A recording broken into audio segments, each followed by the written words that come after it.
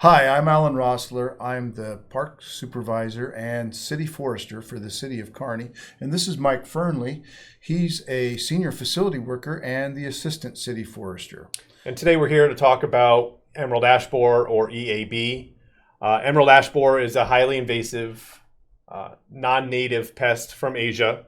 It's a little metallic green beetle, about a half-inch long. It was discovered in 2002 in southeastern Michigan.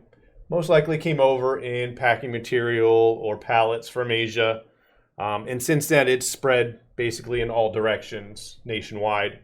It was finally discovered in Omaha in June of 2016, spread a little bit from there. And then in June of 2020, this year, we discovered it in Kearney. So what's the big deal with EAB? Why is it a problem? Emerald ash borer only attacks ash trees. Problem with that is Nebraska has 54 million ash trees. And to date, it has killed hundreds of millions of ash trees nationwide. Beetle will land on the bark, lay its eggs. Once the eggs hatch, they will burrow underneath the bark and start feeding on the cambial tissue, which is the nutrient and water conducting tissues of the tree, essentially starving it to death. It doesn't matter how big or how healthy your tree is, it will eventually succumb to the beetle. And depending on the size, it could die in as little as a few years.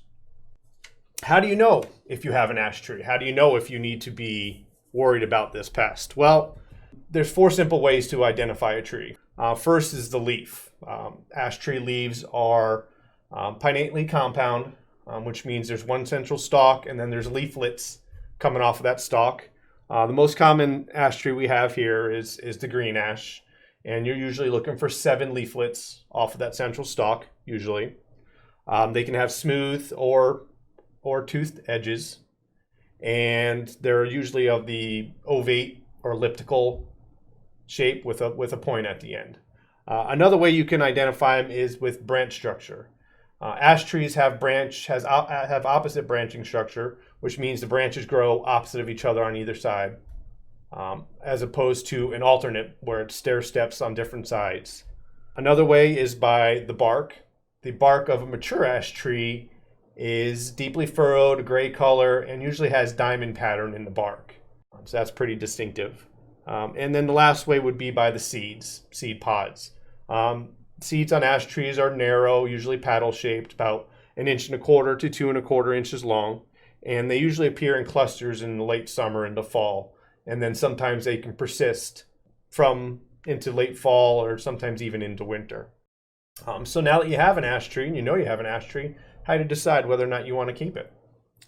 Well, because emerald ash borer has been found in Kearney, we can assume that it is or will soon be pandemic. Now, there's a word that doesn't get used much lately.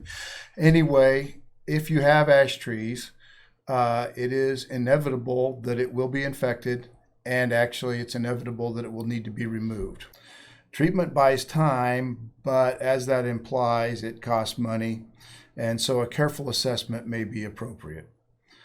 A look at the size, form, condition, location, and also some intangibles will possibly guide you in that decision. When you look at size, the really small and the really large ash trees are not going to be great candidates for treatments. The small ones can be removed and replaced fairly easily, and the large ones may be nearing the end of their lifespan anyway and are the most expensive to treat. The form and condition are somewhat related, although separate items in a tree appraisal. The form would involve having a strong central leader and a good branching structure and no cross branches and so on. So it's a good sturdy ash tree. The condition would have to do with, does it have dead branches? Does it have broken branches? Does it have previous storm damage? Those kind of factors that may make the tree a little less valuable and also a little bit less of a candidate for treatment. Another really important factor would be the location. Is it out front where it really sets off the landscape and it's a specimen tree, or is it to the southwest of your house where you're saving significantly on your air conditioning cost? And those factors would also be very tangible, especially air conditioning savings. Large ash tree southwest of your house may save more annually than what the treatment would cost, so that would make it a good candidate even if it didn't meet all the other criteria as far as form and condition and size. And lastly, the intangibles might include, was it planted in memory of someone? Was it planted to commemorate an event? Was it a housewarming gift when you bought the place? And those would add difficult to quantify, but value to the tree that only the owner of it can really decide whether those are enough to make you want to treat the tree for a while to keep it as long as you can. If you're struggling with your decision on what it is you want to do with your ash tree in your yard, the City of Kearney Park and Recreation Department does provide some consultation services. Al or I can come out and help you with your decision. We can go over any sort of factors that you want, but ultimately the decision will be up to you what it is you want to do. In addition to consultation, we also have a tree removal grant program. So any trees that are within 20 foot of the curb, the city will help provide financial assistance in removing of that tree. More information about that will be provided in the link below or on the City of Kearney Park and Recreation Department webpage.